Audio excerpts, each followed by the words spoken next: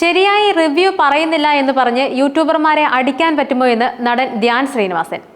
Detective Ujjwalan എന്ന സിനിമയുടെ പ്രൊമോഷനുമായി ബന്ധപ്പെട്ട പ്രസ് മീറ്റിലായിരുന്നു അദ്ദേഹത്തിന്റെ പ്രതികരണമുണ്ടായത്.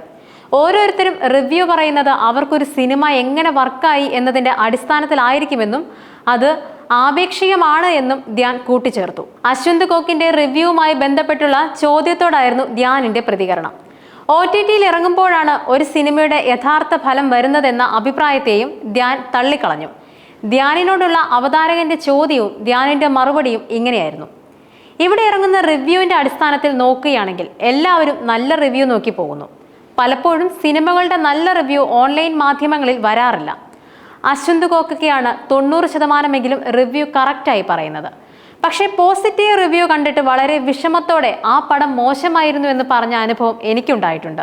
ഒരു സിനിമ ഇറങ്ങുമ്പോൾ അതിന്റെ റിവ്യൂ അല്ലെങ്കിൽ കറക്റ്റ് പൾസ് അറിയണമെങ്കിൽ OTTയിൽ എത്തണം. അതിന്റെ ബെസ്റ്റ് എക്സാമ്പിൾ ആണ് പൊന്മാൻ എന്ന സിനിമ. പൊന്മാൻ എന്ന സിനിമ റിവ്യൂ കണ്ട ശേഷം പലരും തിയേറ്ററിലേക്ക് പോയില്ല. ആ പടം മലയാളത്തിലെ മികച്ച സിനിമകളിൽ ഒന്നാണ്. ഞാൻ അശ്വന്ത് കോക്കിന്റെ റിവ്യൂ കാണാറുണ്ട്. എനിക്കത് വർക്ക് ആവാറുമുണ്ട്. ചിലതൊക്കെ, എല്ലാമല്ല,